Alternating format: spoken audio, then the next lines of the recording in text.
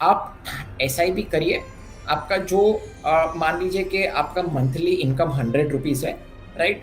और उसमें से कोशिश कीजिए कि आप 20 to 25% आप सेव कर सको और इन्वेस्ट कर सको on a regular basis in a disciplined manner. आपको टाइमिंग के चक्कर में नहीं फंसना है। अगर मार्केट नीचे गिर रहा है तो उसमें डरना नहीं है। आपको थोड़ा सा हिम्मत दिखा के इन्वेस्टमेंट करना है, तो ही आप लॉन्ग टर्म में अच्छा खासा वेल्थ आप क्रिएट कर पाओगे। प्राइस करेक्शन और वैल्यूएशन करेक्शन पे आपको इन्वेस्टमेंट करना है। This is the primary thumb rule for contra investing. सबसे बड़ा रिस्क ये है कि आपको सही प्रोडक्ट्स में कॉन्ट्रा बेट्स लेना है। आपको कॉन्ट्रा ट्रैप में नहीं फंसना है। कोई भी प्रोडक्ट में आपको कॉन्ट्रा इन्वेस्टिंग नहीं करना है।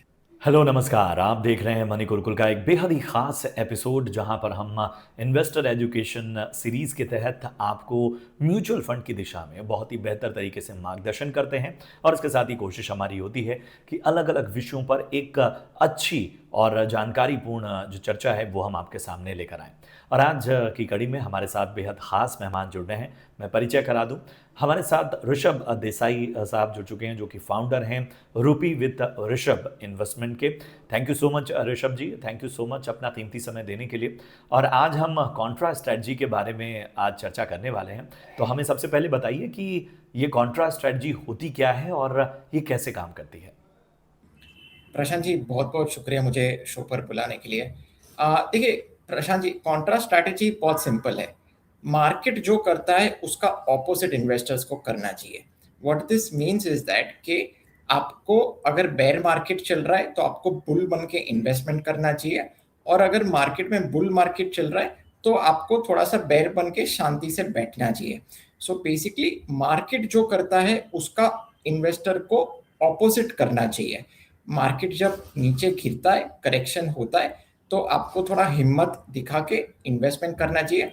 और जब ये मार्केट अच्छा खासा रैली कर जाता है तो आपको बेसिकली शांति से बैठना चाहिए और कोई इन्वेस्टमेंट नहीं करना चाहिए। So contra strategy is basically doing the very opposite of what the market is doing. Prashant ji, historically हमने देखा है कि every year, intra year, anywhere between 10 to 20% market ने ड्रॉ डाउन दिया है। ओके, ऑन एन एवरेज अगर मैं सेंसेक्स को देखता हूँ 1980 से लेके 2026 अराउंड 45-46 ईयर्स में, ऑन एन एवरेज जो इंट्रा ईयर ड्रॉ डाउन देखने को मिला है सेंसेक्स में, विच इज -20%। ओके, अभी क्वेश्चन ये उठता है कि ये हर साल जो मार्केट गिरता है, मार्केट रिकवर होता है कि नहीं होता है? क्योंकि कॉन्ट्रा स्ट्रैटेजी में एक one part of the story is market गिरना, दूसरा part of the story is कि अगर मार्केट बैक टू मीन अगर रिकवर नहीं होता है और रिकवरी के बाद एक अच्छा खासा रैली नहीं दिखाई देता है, तो कॉन्ट्रा स्ट्रैटेजी का कोई फायदा ही नहीं है। सो हिस्टोरिकली हमने देखा है कि 80% ऑफ द टाइम, ये जो 45-46 ईयर्स में 80% of the times market have ended on a positive on year and. Okay, so intra year में मार्केट नीचे गिरा भी है और साल खत्म होते होते मार्केट ने रिकवर भी कर दिया है, पॉजिटिव रिटर्न्स दिया है। अभी मैं उसको medium to long term perspective से देखता हूँ, तो ऑन एन एवरेज हिस्टोरिकली अगर मैं देखने को जाऊं 10 ईयर में rolling returns, daily rolling returns में देता हूं मार्केट में, ऑन एन एवरेज निफ्टी और सेंसेक्स ने 12 to 13% on an average returns generate करके दिए। सो नंबर वन, मार्केट ने गिरावट भी दिखाई है, मार्केट ने रिकवरी भी दिखाई है और मार्केट ने एक रैली भी दिखाई है। So this clearly means that कि contra strategy is very much evergreen strategy। आप contra strategy बहुत comfortably मार्केट में प्ले आउट कर सकते हो, मगर खास ध्यान में रखना चाहिए कि जब आप contra strategy प्ले आउट करते हो तो एक डिसेंट करेक्शन में आप बाय आउट करिए, राइट? आप कोई भी, मान लीजिए मार्केट ने 5% गिरावट कर दी, 7% गिरावट कर दी, so 5 to 10% is very natural and very normal Prashant ji, market में गिरावट। मगर मार्केट अगर 15% गिरावट करता है, 20% गिरावट करता है, तो मेरे हिसाब से these are very good levels to start accumulating. दूसरा पैरामीटर ये है प्रशांत जी कि मार्केट में जस्ट बिकॉज प्राइस गिरता है that does not mean market is cheap. Okay, आपको दो पैरामीटर्स ध्यान में रखना है, वन इज प्राइस और second is valuation. Okay, so valuation हम प्राइस टू अर्निंग्स रेशियो से हम डिसाइड करते कि मार्केट एक्सपेंसिव है कि चीप है। ओके, सो मार्केट का जो लॉन्ग टर्म एवरेज है प्राइस टू अर्निंग्स रेशो, अगर close to price to earnings ratio मतलब जो लॉन्ग टर्म एवरेज के नजदीक अगर आ जाता है तो that is the right time to buy. And second, market अगर 10% से नीचे मतलब 15% 20% गिरावट करता है तभी भी आप मार्केट में खरीदी कर सकते हो। तो एक फाउंडेशन तो हो गई, और अब समझते हैं कि आखिर ये कॉन्ट्रा स्ट्रेटजी किसके लिए सही है। तो ऋषभ, हमें बताइए, कॉन्ट्रा स्ट्रेटजी किसे अपनानी चाहिए? रिटेल इन्वेस्टर या एक्सपीरियंस्ड जो इन्वेस्टर हैं उनके लिए ये बेहतर होती है? प्रशांत जी, कॉन्ट्रा स्ट्रैटेजी हर कोई फॉलो कर सकता है, उसमें कोई रॉकेट साइंस नहीं है। रिटेल इन्वेस्टर्स भी फॉलो कर सकता है, एक्सपीरियंस इन्वेस्टर्स भी फॉलो कर सकता है। आपको सिर्फ दो पैरामीटर ध्यान में रखना है। वन, एक तो प्राइस का करेक्शन होना चाहिए और दूसरा वैल्यूएशन का करेक्शन होना चाहिए। So from an price point of view, जैसे कि मैंने पहले भी कहा था कि अराउंड 15 to 20% अगर अच्छा खासा प्राइस करेक्शन होता है तभी आप अक्यूमुलेशन मोड में जा सकते हो। नंबर टू, कि जो प्राइस टू अर्निंग्स रेशो है जो लॉन्ग टर्म एवरेज है उसके अगर नजदीक आता है या उससे नीचे जाता है तभी आप इन्वेस्टमेंट कर सकते हो। देखिए, मैं क्लासिक एग्जांपल देता हूं प्रशांत जी। हमने करीबन 18-24 महीने से मार्केट में कोई रिटर्न्स अनफॉर्चुनेटली देखा नहीं है। ओके, एक टाइम करेक्शन चल रहा है। ओके, सो मार्केट्स में एक स्टीप प्राइस करेक्शन नहीं आया है, राइट? हाँ, अर्ली ऑफ 2025 में एक स्टीप प्राइस करेक्शन देखा हमने, आंसर इज यस। और हमने फरवरी मार्च में ऑफ 2026 पे एक अच्छा खासा प्राइस करेक्शन देखा, मगर 2026 में इतना स्टीप प्राइस करेक्शन हमने फिलहाल देखा नहीं है। सो मगर एट द सेम टाइम कि जो प्राइस टू अर्निंग्स रेशो है वो काफी रीजनेबल है, वो 10 ईयर एवरेज और लॉन्ग टर्म एवरेज के नजदीक ट्रेड कर रहा है। So that is a clear indication कि markets are very reasonably price और अपसाइड अपॉर्चुनिटी काफी अच्छा दिख रहा है ओवर द नेक्स्ट 2 to 3 और 5 ईयर्स। सो अगर प्राइस करेक्शन ना भी हो रहा हो मार्केट में, अगर वैल्यूएशन करेक्शन हुआ है और वैल्यूएशन रीजनेबल है तभी भी आप मार्केट में घुस सकते हो। सो प्राइस आपको देखना है और प्राइस टू अर्निंग्स रेशो आपको देखना है, और हर तरीके के investors, whether it is retail investors और experience investors, contra strategy follow कर सकते हैं। किसी भी इन्वेस्टमेंट और निवेश की जब बात होती है तो उसमें दो पहलू बड़े सामने आते हैं, और आजकल काफ़ी इस पर चर्चा भी हो रही है, fear and greed. Contra strategy को पर अगर इसके इम्पैक्ट को देखें तो आप कैसे ऑब्जर्व करते हैं? देखिए, मार्केट्स ओवरऑल दो पैरामीटर से चलते हैं, एक है सेंटिमेंट, दूसरा है earnings. Okay, but short to medium term ज्यादा करके मार्केट सेंटिमेंटल ड्रिवन होता है। एग्जाम्पल, ये हमने एक वॉर टाइप सिचुएशन देखा है, और वॉर के सिचुएशन एक्चुअली इंडिया को कुछ अफेक्ट नहीं हो रहा था, right? These are all external factors. India के जो कॉर्पोरेट अर्निंग्स थे वो अच्छे खासे डबल डिजिट ग्रोथ रेट पे कॉर्पोरेट अर्निंग्स 2 क्वार्टर से चल ही रहे थे, राइट? बट ये जो वॉर का जो सिचुएशन, जो एक्सटर्नल फैक्टर जो सुनने में आया, जो एआई का डिस्ट्रप्शन, जो एक्सटर्नल फैक्टर जो सुनने में आया, उसके वजह से मार्केट काफी इम्पैक्ट हुआ। हमने देखा है कुछ हफ्तों पहले मार्केट ने एक अच्छा खासा एक डिप दिया, but at the same time market ने एक थोड़ा बहुत स्लाइटली रिकवरी भी दिखा दिया है, मगर रिकवरी ये एक टेम्पररी रिकवरी मुझे लग रहा है। But to cut the long story short, market works on greed and fear. जब भी फियर होता है कोई भी वजह से, वेदर इट इज अर्निंग्स का फियर ले लो कि कोई टेक्निकल पैरामीटर का फियर ले लो या फिर कोई जियोपॉलिटिकल टेंशंस के वजह से आप फियर ले लो, कोई भी फियर के वजह से मार्केट हमेशा नीचे गिरता है। और जब भी ये फियरफुल सिचुएशन खत्म हो जाता है तो ऑटोमेटिकली ग्रीड टेक्स ओवर। तो ग्रीड के मामले में मार्केट हमेशा रैली कर देता है, हमने ये देखा है।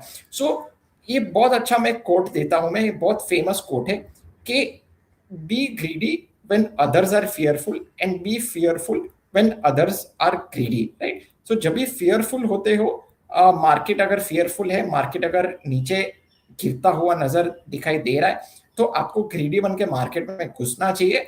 और जब भी लोग ग्रीडी होते हैं और ग्रीड के वजह से मार्केट एक अच्छा खासा रैली के मोड में चला जाता है, तभी अपने को थोड़ा सा फियरफुल होके शांति से साइड में बैठना चाहिए। सो markets work on greed and fear. आपको बस वो ग्रीड एंड फियर में आपको अपॉर्चुनिटी ढूंढना है और आपको अच्छा खासा उसमें पैसा कमाना है, प्रशांत जी। ऋषभ, मेरा अगला सवाल रिस्क कैलकुलेशन को लेकर है। हमें बताइए कि जो कॉन्ट्रा स्ट्रेटजी है उसमें रिस्क कैलकुलेशन किस तरह का होता है और किन बातों का ध्यान रखना चाहिए? देखिए, कॉन्ट्रा इन्वेस्टर में यूजुअली मार्जिन ऑफ सेफ्टी बहुत अच्छा होता है, प्रशांत जी।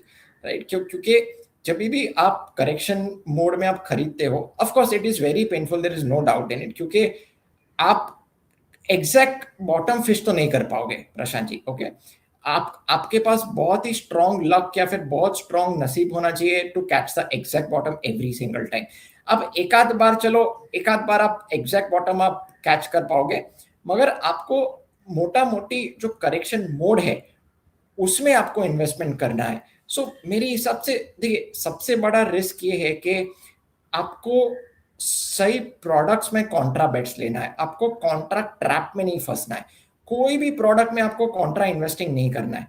अभी फॉर एग्जांपल कोई भी स्टॉक में आपको कॉन्ट्रा इन्वेस्टिंग आप करोगे तो आप फंस जाओगे, क्योंकि हमने ऐसे भी साइकिल्स देखे कि स्टॉक्स को बहुत साल लगे उठने के लिए, just from A recovery point of view, right. Bull market, bull phase तो आप छोड़ दीजिए, आपको अगर स्टॉक में कॉन्ट्रा स्ट्रैटेजी फॉलो करना है तो आपको बहुत ही थरली स्टॉक को रिसर्च करना पड़ेगा, उसको टेक्निकली फंडामेंटली पूरा एनालाइज करके ही आपको निवेश करना पड़ेगा। मगर मान लीजिए कि आप mutual fund as a segment में आप कॉन्ट्रा स्ट्रैटेजी फॉलो करते हो, तो ओवरऑल आप फ्लेक्सी कैप स्ट्रैटेजीज में, मिड कैप फंड्स में, स्मॉल कैप फंड्स में, वैल्यू फंड्स में, राइट, आप काफी कंफर्टेबली कॉन्ट्रा स्ट्रैटेजी आप फॉलो कर सकते हो। सो रिस्क यही है कि आपको सही, मोटा मोटी सही लेवल पे, सही प्राइस पे आपको इन्वेस्टमेंट करना है और सही वैल्यूएशंस पे आपको इन्वेस्टमेंट करना है और फिर पेशेंटली आपको बैठना है। अगर आपके पास इतना पेशेंस नहीं है, लंबा समय नहीं है, आप इतना वॉलेटिलिटी रिस्क को झेल नहीं सकते हो, तो फिर आइदर आप हाइब्रिड म्यूचुअल फंड्स में आप इन्वेस्टमेंट करिए जो कि इक्विटी और डेट के बीच में फंक्शन करता है और उसमें ज्यादा करके टाइमिंग की रिक्वायरमेंट नहीं होती है, या फिर आप उतना भी वॉलेटिलिटी झेल नहीं सकते हो तो आपको फिर डेट म्यूचुअल फंड्स या फिर एफडीज में इन्वेस्टमेंट करना चाहिए। So to cut again the long story short, के अगर आप वॉलेटिलिटी झेल सकते हो तो आप comfortably equity as a asset class में कॉन्ट्रा स्ट्रैटेजी फॉलो कर सकते हो, प्रशांत जी। हमने फाउंडेशन की बात कर ली, हमने रिस्क कैलकुलेशन की बात कर ली, हमने रिटेल और एक्सपीरियंस्ड इन्वेस्टर्स के अप्रोच की भी बात कर ली। अब आते हैं सबसे अहम पहलू, क्या कॉन्ट्रा स्ट्रेटजी के लिए आइडियल एलोकेशन उसी थंब रूल पर काम करता है जो बेसिक्स हैं, या इसके लिए कुछ अलग जो है वो अप्रोच अपनानी चाहिए? नहीं, बेसिक थंब रूल यही है कि प्राइस करेक्शन और वैल्यूएशन करेक्शन पे आपको इन्वेस्टमेंट करना है। This is the primary thumb rule for contra investing, Prashant ji. जैसे कि मैंने पहले भी कहा था कि आप फ्लेक्सी कैप फंड्स में भी आप कॉन्ट्रा स्ट्रैटेजी फॉलो कर सकते हो, क्योंकि क्योंकि जब मार्केट गिरता है ना, प्रशांत जी, तब मोटा मोटी सारे सेगमेंट्स, लार्ज कैप हो, मिड कैप हो, स्मॉल कैप हो, राइट, सारे सेगमेंट्स कहीं ना कहीं ऊपर नीचे गिरते ही है। हाँ, हर एक सेगमेंट का एक अपना समय होता है कि मान लीजिए कभी कभार लार्ज कैप कुछ कम गिरेगा, मिड एंड स्मॉल कैप कुछ ज्यादा गिरेगा, कभी कभार मिड एंड स्मॉल कैप्स कम गिरेगा, लार्ज कैप ज्यादा गिरेगा, राइट। बट आप कॉन्ट्रा एज अ स्ट्रैटेजी सारे म्यूचुअल फंड्स कैटेगरीज में आप फॉलो कर सकते हो। आपको बस ध्यान में रखना है कि आपको एक वेल डाइवर्सिफाइड पोर्टफोलियो क्रिएट करना है। मान लीजिए कि आपके पास एक 10 साल का समय है, प्रशांत जी, और आप अच्छा खासा रिस्क ले सकते हो। आपका एज आपके साइड में है, आप मे बी 20, 30 या 40s में हो और आपके पास 10 years and plus time horizon है, तो अराउंड 50-60% आप फ्लेक्सी कैप फंड्स में इन्वेस्टमेंट कीजिए, 20-25% मिड कैप फंड्स में इन्वेस्टमेंट कीजिए और 20-25% स्मॉल कैप फंड्स में आप इन्वेस्टमेंट कीजिए, राइट। जब भी आप ओवरऑल पोर्टफोलियो बनाते हो 4 या 5 म्यूचुअल फंड्स का, और आपको ध्यान, बस वो एक पोर्टफोलियो बनाने के बाद आपको बस रेगुलरली मॉनिटर करना है कि ओवरऑल पोर्टफोलियो कितना गिर रहा है, कौन से फंड्स कितने गिर रहे हैं कि नहीं गिर रहे। अगर आपको लगता है कि फंड्स अराउंड 15-16% नेगेटिव ड्रॉडाउन दिया है, तो आप धीरे धीरे करके आप वो पर्टिकुलर फंड्स में अक्यूमुलेट कर सकते हो। मगर आपको खास ध्यान में रखना है कि mid and small cap funds are more riskier, तो यूजुअली उनका जो मिड एंड स्मॉल कैप का ड्रॉडाउन होता है is little more sharper, little more steeper, और लार्ज कैप फंड्स का थोड़ा सा ड्रॉडाउन कम होता है क्योंकि they are more stable funds Prashant ji. So आप एक बार ओवरऑल पोर्टफोलियो बना लीजिए, और वो 4 या 5 फंड्स में जो जो फंड, या फिर अगर ओवरऑल पोर्टफोलियो नीचे गिरता है तो आप इक्वली 4 या 5 फंड्स में एलोकेट कर सकते हो। ऋषभ, आप लंबे समय से जो है वो इन्वेस्टर को देख रहे हैं। अगर हम इन्वेस्टर्स के माइंडसेट को देखें, उनके टेम्परामेंट को देखें, और ख़ास तौर पे जब मार्केट वॉलेटाइल होता है, जिस तरह से अभी हाल फिलहाल वॉर सिचुएशन भी आई, इन सारी चीज़ों को देखते हुए क्या ये चीज़ें परेशान करती हैं और ये हमेशा से मौजूद रहती हैं? देखिए, ये माइंडसेट ना प्रशांत जी एक एक एक्सपीरियंस के बाद ही आता है, राइट? जो बिगिनर इन्वेस्टर्स रहता है इक्विटी मार्केट्स में, उनको थोड़ा सा इक्विटी मार्केट्स तो चखना ही पड़ेगा, क्योंकि जितना भी हम थियोरेटिकली पढ़े, सुने, समझे, जब भी हम मैदान में आते हैं खेल खेलने के लिए, तभी ही पता चलता है कि भाई अपना दिल की धड़कन कितनी तेज हो रही है, नहीं हो रही है, हम किस तरीके से मेंटली परफॉर्म कर पा रहे, नहीं कर पा रहे। सो मेरे हिसाब से माइंडसेट को डील करने के लिए number one, you have to be very mentally strong, right? Market ऊपर नीचे हो, आपका पेट का पानी हिलना नहीं चाहिए। आपका अगर लंबा समय है, अगर मार्केट नीचे गिर रहा है, तो आपका पेट का पानी नहीं हिलना चाहिए, राइट? नंबर टू, कि अगर मार्केट नीचे गिर रहा है तो उसमें डरना नहीं है। आपको थोड़ा सा हिम्मत दिखा के इन्वेस्टमेंट करना है, तो ही आप लॉन्ग टर्म में अच्छा खासा वेल्थ आप क्रिएट कर पाओगे। मगर ये जो माइंडसेट की पर्टिकुलरली आप बात कर रहे हो, वो विथ टाइम और विथ एक्सपीरियंस आता है। सो माय हम्बल सजेशन इज कि जो नए इन्वेस्टर्स है वो थोड़े से मार्केट में आए, पेशेंस रखे, patience is the key, right? So एक बार एक्सपीरियंस करे अलग अलग साइकिल्स, ऑटोमेटिकली ये माइंडसेट डेवलप हो जाएगा। मगर आपको मेंटली स्ट्रांग रहना है और पेशेंस रखना है। रिटर्न चेजिंग को ऋषभ कैसे देखते हैं? रिटर्न चेजिंग का माइंडसेट कैसा है? क्योंकि अक्सर ये प्रेशर भी बनाता है। किस तरह से ये चीज़ें जो है वो आपके इन्वेस्टमेंट जर्नी को इम्पैक्ट करती हैं? देखिए, रिटर्न्स चेजिंग बुरी बात नहीं है। प्रॉब्लम कहाँ आता है कि मान लीजिए कि 3 या 4 साल ने मार्केट ने बहुत अच्छा रिटर्न्स दिया, राइट? अभी आप वो बुल मार्केट में रिटर्न्स को चेस करने जाओगे तो आपको आपका रिटर्न्स नहीं बनेगा। आपको रिटर्न्स चेस करने के लिए भी एक तरीका आना चाहिए। जब मार्केट नीचे गिरता है तभी आप इन्वेस्टमेंट करो, और and then you be patient, and then you wait for the right time when markets are in the bull run, तभी आप ढंग से आप पैसा बना पाओगे। मगर आप गलत टाइम पे आप रिटर्न्स को चेस करोगे, जब मार्केट एक्सपेंसिव हो, एक बुल मार्केट चल रहा हो, राइट? तो देखो, बुल मार्केट में रिटर्न्स ऑलरेडी बन चुके हैं। जिन्होंने जिन्होंने 3 साल 4 साल पहले इन्वेस्टमेंट किया है, उनको फायदा होगा। अगर आपको फायदा करवाना है, आपको फायदा लेना है मार्केट का, तो आपको बेयर मार्केट में ही, प्राइस करेक्शन में, वैल्यूएशन करेक्शन में ही इन्वेस्टमेंट करना चाहिए Prashant ji. So my humble suggestion is that कि आपको ग्रीड और फियर को सही तरीके से मैनेज करना है, और कॉन्ट्रा एज अ स्ट्रैटेजी सही तरीके से आपको फॉलो करना है। ऋषभ, मैं मानता हूं कि बहुत सारे लोग जो ये चर्चा देख रहे होंगे उनमें बहुत सारे लोग ऐसे होंगे जो नए हैं। तो अगर उन्हें आज से शुरुआत करनी है या वो शुरुआत करने का प्लान बना रहे हैं, तो उनके लिए एक आइडियल रोड मैप क्या होना चाहिए, आइडियल फ्रेमवर्क क्या होना चाहिए, खास तौर पे कॉन्ट्रा स्ट्रेटजी में? देखिए, पहली बात तो अगर आप नए इन्वेस्टर हो, बिगिनर हो, तो कॉन्ट्रा एज अ स्ट्रैटेजी में टाइमिंग के चक्कर में मत फंसिए, ओके? आप एसआईपी करिए। आपका जो मान लीजिए कि आपका मंथली इनकम 100 रुपीज़ है, राइट? और उसमें से कोशिश कीजिए कि आप 20 to 25% आप सेव कर सको और इन्वेस्ट कर सको on a regular basis in a disciplined manner. आपको टाइमिंग के चक्कर में नहीं फंसना है।